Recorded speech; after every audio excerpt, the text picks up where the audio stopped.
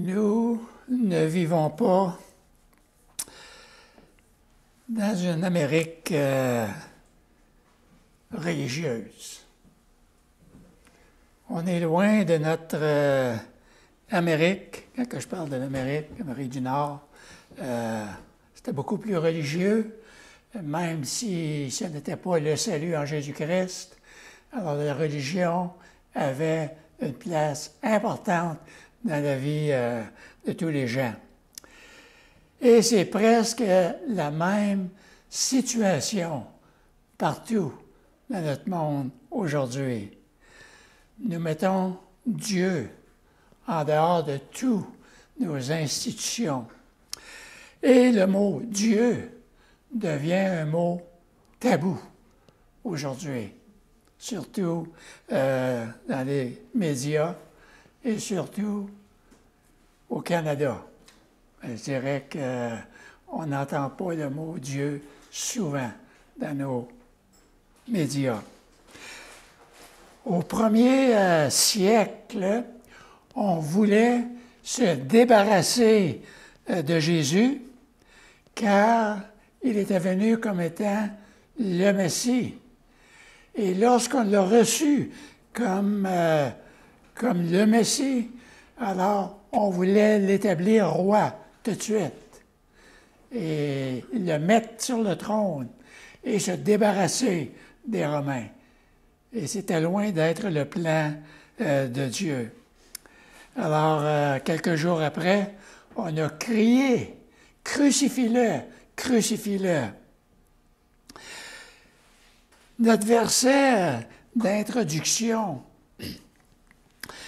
pour la source d'eau vive nous indique qui est menteur, sinon celui qui nie Jésus-Christ, qui nie que Jésus est le Christ, que Jésus est le Messie. Et celui-là est l'Antéchrist. C'est pas l'Antichrist qu'on va avoir à la fin des temps, le dictateur mondial. Jean nous parle de plusieurs antéchrists dans son évangile, dans son épître, dans ses 3 épîtres. Mais il parle de celui qui nie que Jésus est le Christ, c'est-à-dire qui est le Sauveur. Et quiconque nie le Fils, eh bien, n'a pas non plus le Père. Et quiconque se déclare publiquement pour le Fils a aussi le Père.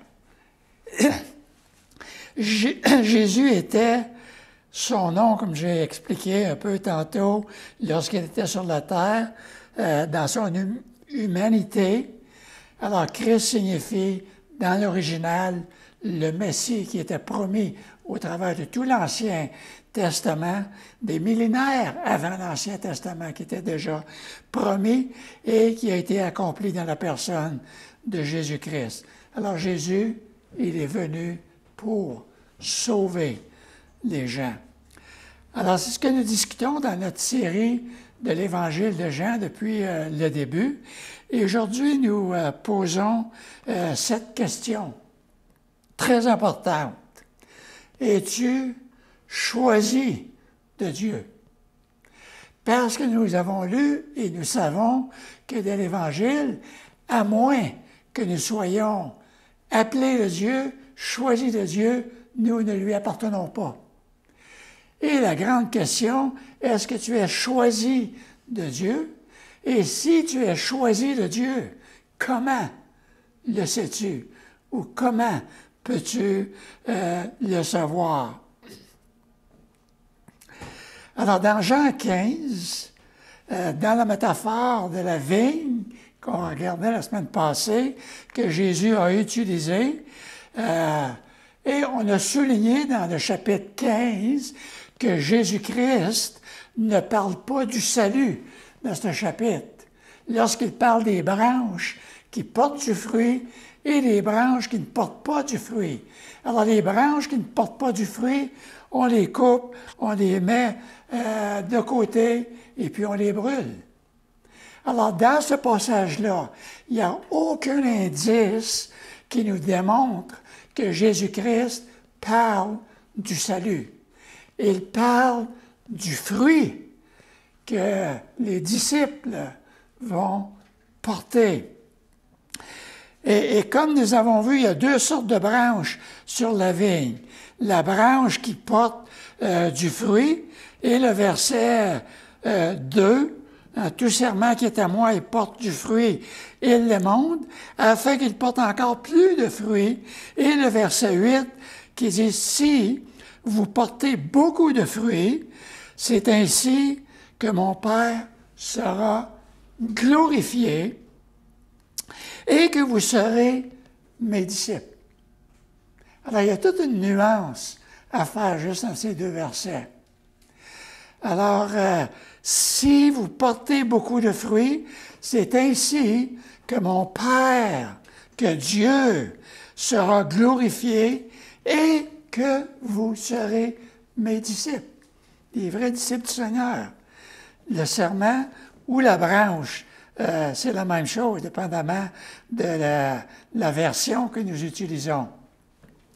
John MacArthur dira que le sarment ou la branche qui porte du fruit sont les croyants authentiques, les vrais croyants, d'autres mots.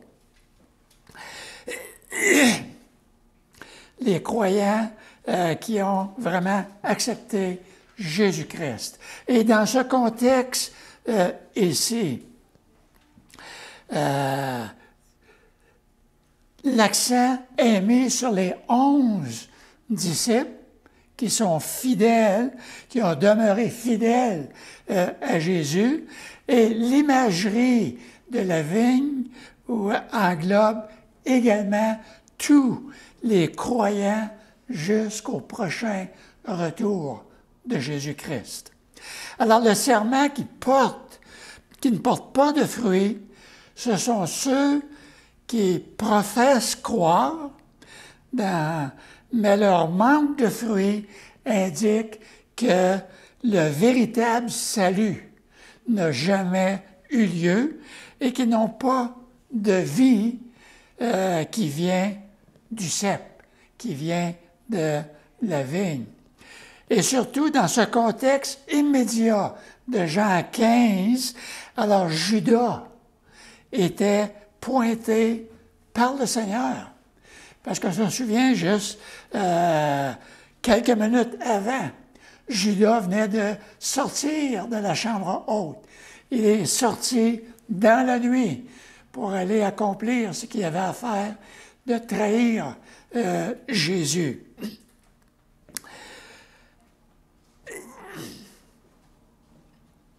Alors, c'est Judas qui est pointé ici par le Seigneur. Et s'étend aussi à tous ceux qui font une profession de foi en Christ, mais qui ne possèdent pas vraiment le salut comme Judas. Et cette image de la branche ne portant aucun fruit qui est brûlé, eh bien, représente le jugement eschatologique, c'est-à-dire le jugement à la fin des temps, le trône blanc. Alors, celui qui n'aura pas accepté Jésus-Christ, qui ne sera pas sauvé, alors il passe au trône du jugement à la fin des temps, à moins qu'il se convertisse avant que ce jugement-là arrive. Au verset 4 à 6, Jésus dit ceci. « Demeurez en moi, et je demeurerai en vous. Comme le serment ne peut de lui-même porter du fruit, s'il ne demeure attaché au cep, ainsi vous ne le pouvez pas non plus, si vous ne demeurez en moi. Je suis le cep. Vous êtes les serments. Celui qui demeure en moi et en qui je demeure porte beaucoup de fruits, car sans moi, vous ne pouvez rien faire. Si quelqu'un ne demeure pas en moi, il est jeté dehors, comme le sarment, et il sèche. Puis on le ramasse, on le jette au feu, et puis il brûle. Il brûle. Ça ne sert à rien. demeurez en moi, demeurez en moi. Le mot demeurer se définit par lui-même, c'est-à-dire de rester attaché au cep qui est Jésus.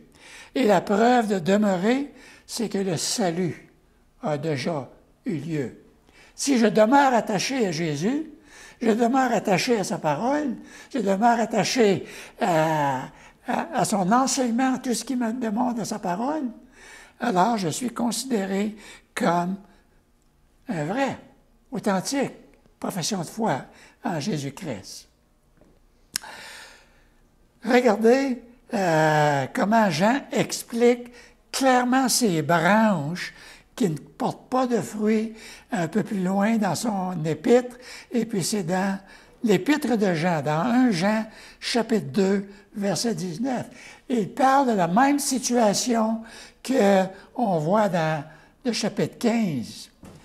Alors, il parle des gens qui font partie, qui sont avec les disciples, qui font partie de l'Église, et puis qui sont sortis de là par la suite, qui ont abandonné le Seigneur Jésus-Christ. Alors, Jean l'explique, il dit, « Ils sont sortis du milieu de nous, mais ils n'étaient pas des nôtres. » Comme Judas. Judas qui a passé 3 ans avec Jésus-Christ, avec les 12. Ils étaient là, tous les 12 ensemble. Et jusqu'à la dernière minute, il n'y a aucun disciple qui avait aucune idée que Judas était pour le trahir. Judas paraissait comme les autres. Mais Jésus-Christ le savait que Judas, il était infidèle. Mais Jésus-Christ ne l'a jamais renié. Mais il l'a dit, vous êtes tous purs, mais il y en a un qui n'est pas pur parmi vous.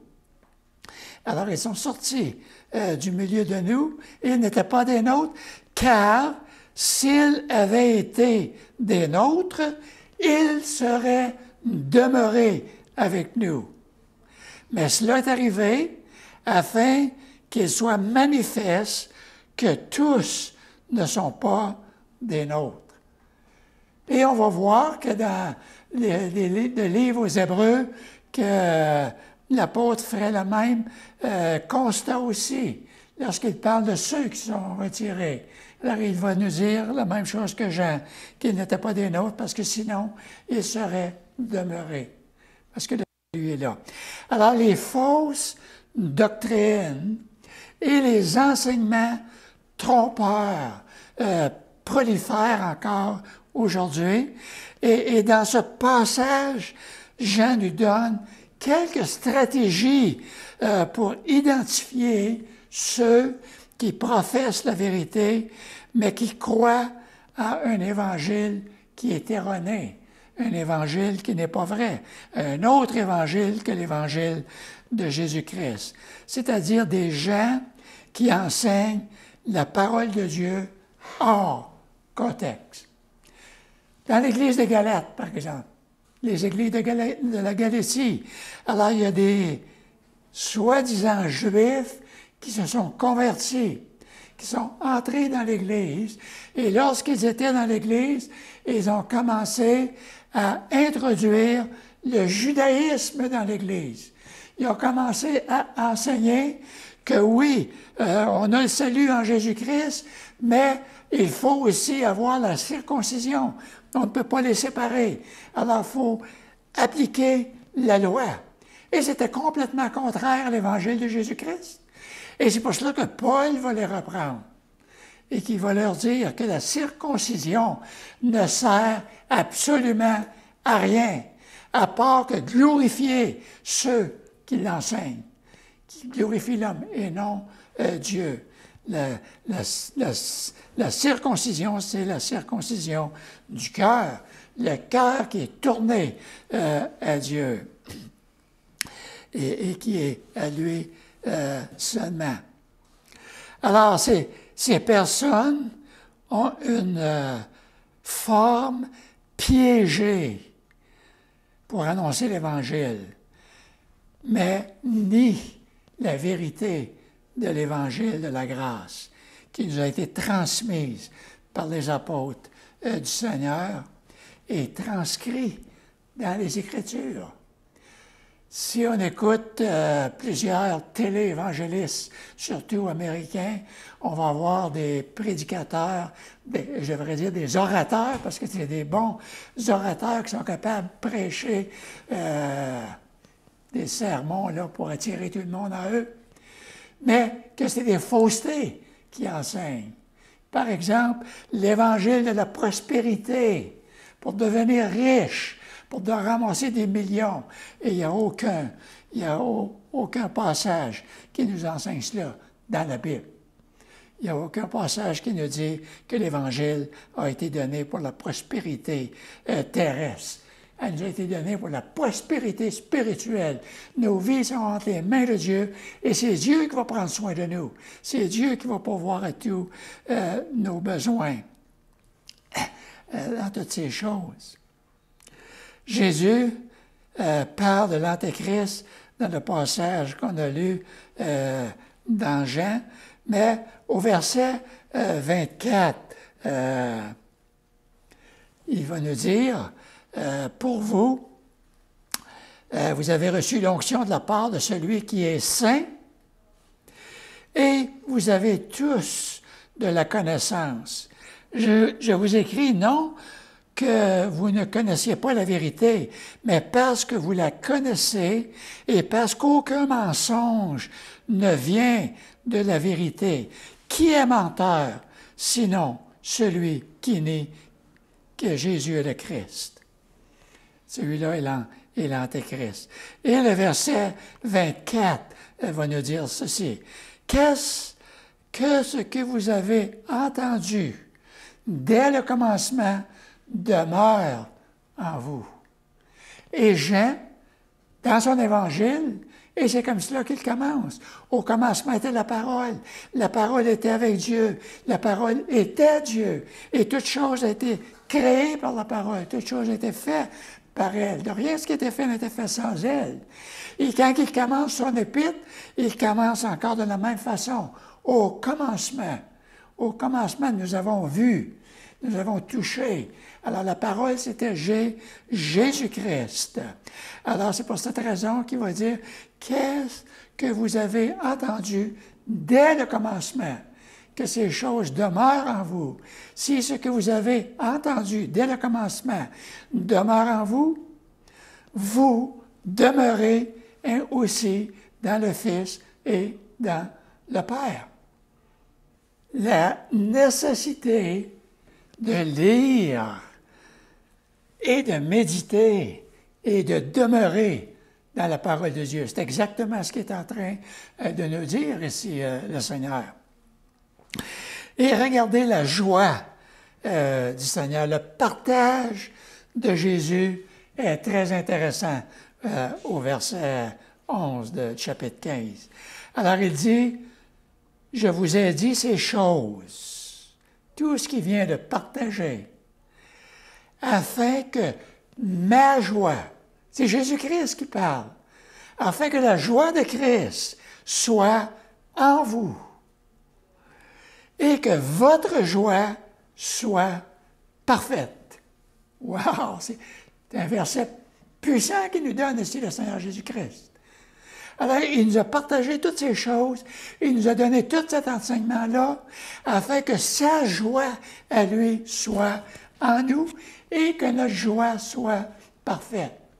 Vous savez, j'écoutais aux nouvelles cette semaine, le monsieur, à quelque part, à Brossard, qui a gagné la loterie de 75 millions de dollars.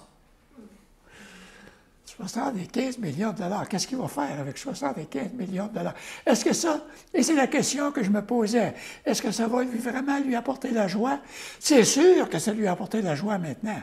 Il était content, il était heureux, il était tout... et je peux le comprendre. Mais est-ce que c'est une joie qui va durer toute l'éternité? Je ne le pense pas. Je me souviens d'une famille à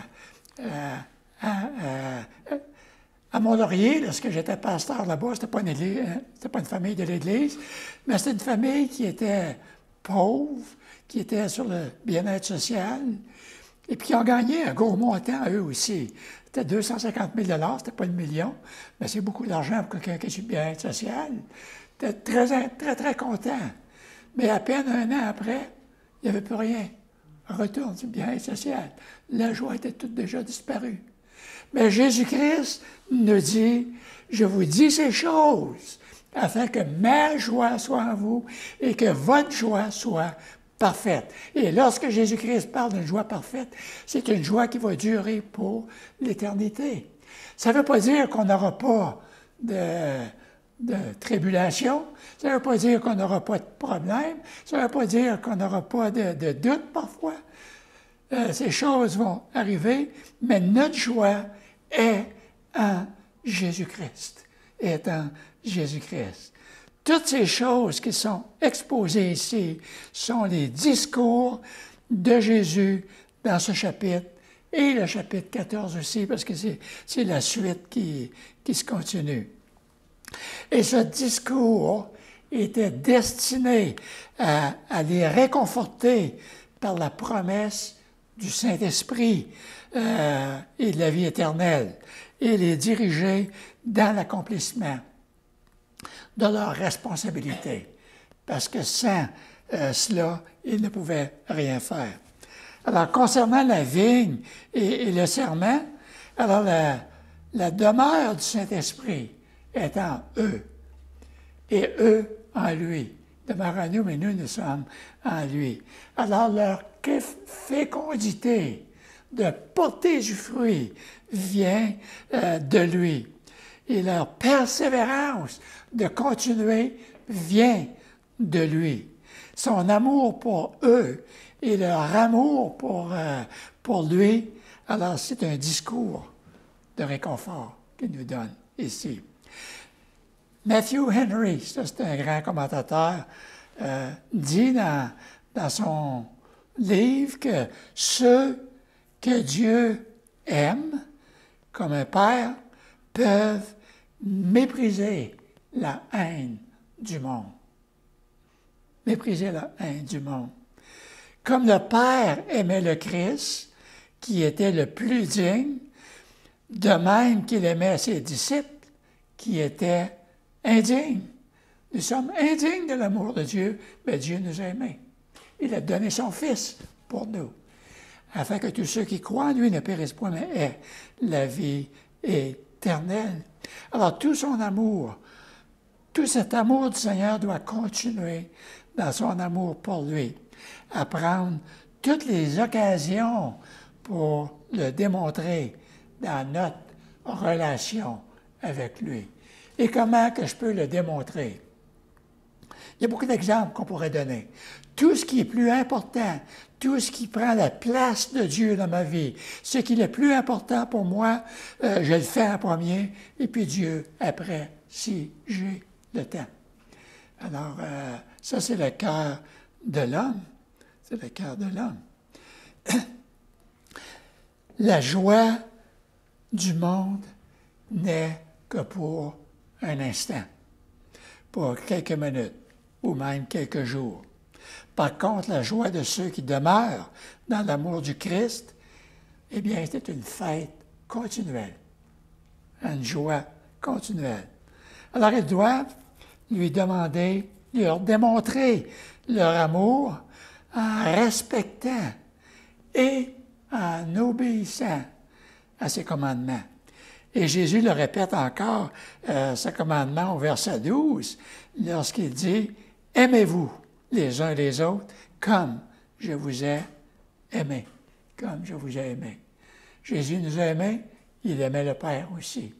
Et on doit aimer comme Jésus-Christ a aimé. Pensez-y pour quelques minutes.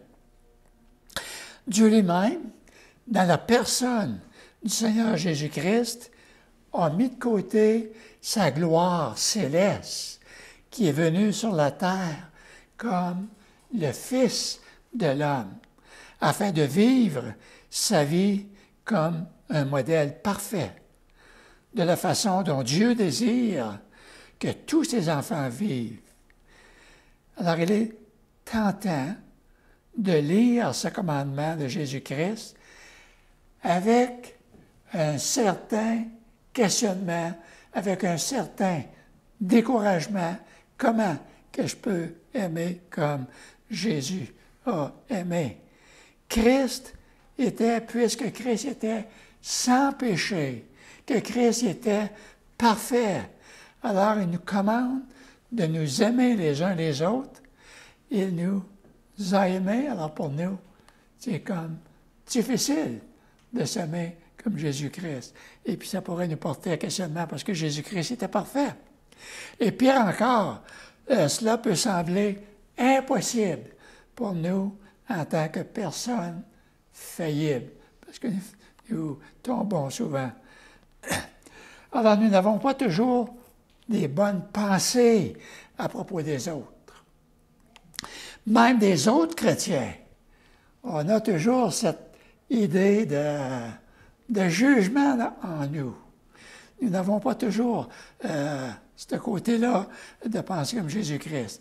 La pensée que nous sommes obligés de ressentir une affection parfaite et joyeuse envers les autres, eh bien, c'est intimidant, souvent, pour nous.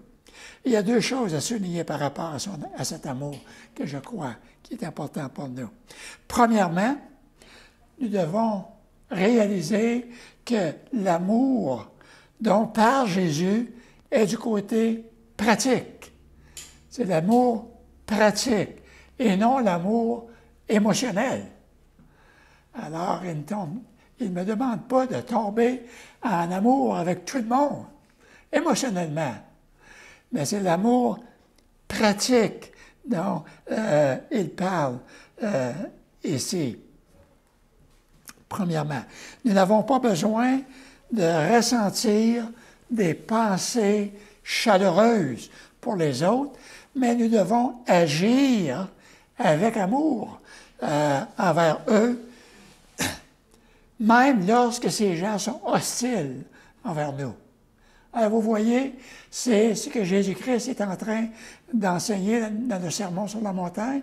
Aimez vos ennemis, priez pour eux. Alors c'est ce qu'il est en train de dire. Alors ça, c'est l'amour qu'il démontre. Et regardez ce que Paul dit aux Romains. Ne rendez à personne le mal pour le mal. Recherchez ce qui est bien devant tous les hommes. S'il est possible, regardez les mots qu'il utilise, s'il est possible, autant que cela dépend de vous.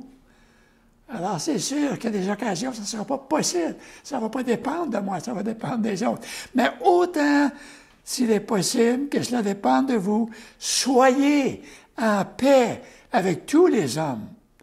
Ne vous vengez point vous-même, bien-aimés, mais laissez agir la colère, car il est écrit « À moi la vengeance, à moi la rétribution, dit le Seigneur. Mais si ton ennemi a faim, donne-lui à manger. » Parle de ton ennemi ici. Il a faim, alors donne-lui à manger. S'il a soif, donne-lui à boire. Car en agissant ainsi, tu ramasseras des charbons ardents sur sa tête. Ne te laisse pas vaincre par le mal, mais surmonte le mal par le bien. Par le bien. Romains 12. Vous savez, on a tous cette envie de vengeance en nous. Tu sais, quand on arrive dans les ronds-points, dans les giratoires de Tremblant, et puis qu'il y a quelqu'un qui nous coupe, là, on a envie de courir après, puis de le battre. Et il y a un dimanche que moi, j'arrive dans le rond-point, et j'étais prêt de sortir, j'ai obligé de freiner rapidement parce qu'il y en a un qui s'en est, puis qui n'a même pas arrêté. Mais il n'avait pas vu, lui, qu'il y avait un policier qui était juste là. Et le policier est parti après. Et là, j'étais tout content, moi. La vengeance du cœur. C'est la vengeance de l'homme. Et le Seigneur a dit, à moi la vengeance et la rétribution. Mais on a ça au-dedans de nous. Mais on doit, ça fait partie de notre responsabilité de travailler là-dessus.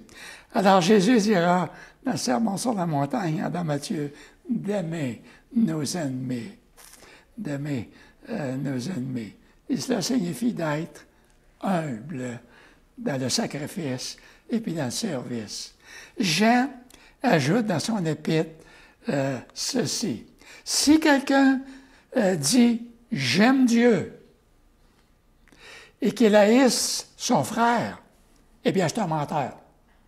Il est direct, Jean. C'est un menteur. Tu ne peux pas aimer Dieu et haïr ton frère. Car celui qui n'aime pas son frère qu'il voit, comment peut-il aimer Dieu qu'il ne voit pas?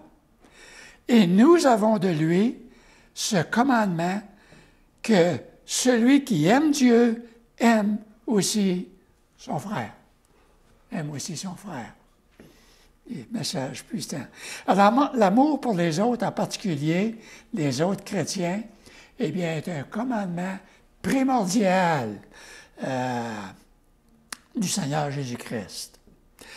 Ainsi, une personne qui fait preuve de haine pour les autres, mais prétend connaître Dieu, eh bien, Jean nous dit c'est un menteur. Alors, Jean indique clairement que l'obéissance s'exprime à un seul commandement, l'amour de Dieu et l'amour pour le prochain sont inséparables. Ceux qui aiment Dieu ne peuvent pas refuser l'amour à l'image de Dieu pour le prochain. Dieu a tant aimé le monde. Alors Jésus-Christ, il a utilisé un pronom indéfini. Le monde, là, c'est comme un pronom indéfini, car Dieu a tant aimé le monde. Alors ça inclut tous les individus sur la surface de la terre que Dieu a aimé, afin que quiconque, un autre pronom indéfini, quiconque croit. Alors, voilà la différence. Dieu a aimé, mais le quiconque croit ne périsse point, mais ait la vie éternelle. Ça, c'était le plan de Dieu. Alors, Dieu a choisi. Choisi de Dieu. On est choisi de Dieu. Être choisi, c'est un sentiment de fébrilité, de joie, qui fait monter l'adrénaline souvent à un certain niveau. Il y a quelques années, mon fils, Jonathan, lorsqu'il est arrivé à l'université, il a appliqué sur un poste à temps partiel comme intervenant à l'accueil d'une clinique de santé attaché à l'hôpital à Rosemont, Maisonneuve-Rosemont. Mais le problème, lorsqu'il a placé son application, il y avait déjà une centaine d'applications pour le même poste. Beaucoup de personnes avaient déjà appliqué pour ce poste. Mais Jonathan, à sa grande surprise, il fut choisi. Il fut choisi non pas sur sa capacité ou pour son expérience, mais il a été choisi parce qu'il maîtrisait parfaitement les deux langues, le français et l'anglais. Et à cause de cela, on l'a choisi. Et puis, il est demeuré là presque une dizaine d'années. Elle a été capable de payer tous ses frais de scolarité, ce qui m'a aidé beaucoup financièrement. Et puis de payer aussi sa pension, son appartement. Et c'est ça que cet emploi lui a permis de faire. Alors, il y a toujours une sorte de fierté lorsque nous sommes choisis comme cela. Mais au verset 16, Jésus dit que nous avons été choisis. Ce n'est pas vous qui m'avez choisi, mais moi je vous ai choisi et je vous ai établi afin que vous alliez et que vous portez du fruit et que votre fruit demeure, afin que ce que vous demanderez au Père, en mon nom, il vous le donne. Ça explique ce qu'on vient de regarder dans les versets avant, ici, lorsqu'il parlait de la vigne. Et ça semble être tellement facile de s'arrêter sur la première partie de ce verset comme faisant référence au salut initial. Tu ne m'as pas choisi, mais je t'ai choisi et je t'ai nommé. Alors, ces paroles de Jésus ont été dites à des personnes qui avaient déjà cru au Seigneur Jésus-Christ et qui étaient choisis et nommés pour produire du bon fruit à la louange de Dieu le Père. Alors ce verset vient à la fin du discours sur la vigne et les branches. Alors Jésus a exhorté ses disciples à demeurer en lui parce que c'est ainsi qu'ils sont appelés afin de porter du fruit.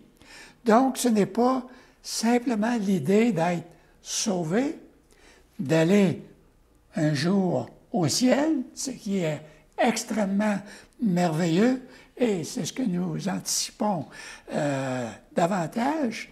Mais il semble clair pour moi que le but de la vie chrétienne soit de porter du fruit pour rendre gloire à Dieu. Rendre gloire à Dieu. Jésus dit d'ailleurs, allez et faites de toutes les nations des disciples, les baptisant au nom de Dieu, du Père, du Fils et de l'Esprit, et enseignez-leur à observer tout ce que je vous ai prescrit. Alors, c'était dans ce passage-là, ici. Alors, c'est le message que l'on appelle dans la Bible la grande commission. À cause de notre nature pécheresse, nous serions incapables à venir à Dieu pour le salut. Impossible. Dans son entretien de Jésus avec Nicodème, Jésus lui dit, en vérité, je te le dis, si un homme ne naît de nouveau, il ne peut voir le royaume de Dieu. La voie de l'homme et de chaque religion, de chaque secte sur la terre, autre que le christianisme biblique, essaie d'atteindre Dieu par ses propres moyens, d'atteindre Dieu par les propres œuvres, par les bonnes œuvres, par n'importe quoi, en faisant des choses pour lui plaire, et c'est sans espoir, parce que jamais qu'on va arriver. C'est un autre évangile, ce n'est pas l'évangile qui nous est laissé par Jésus-Christ.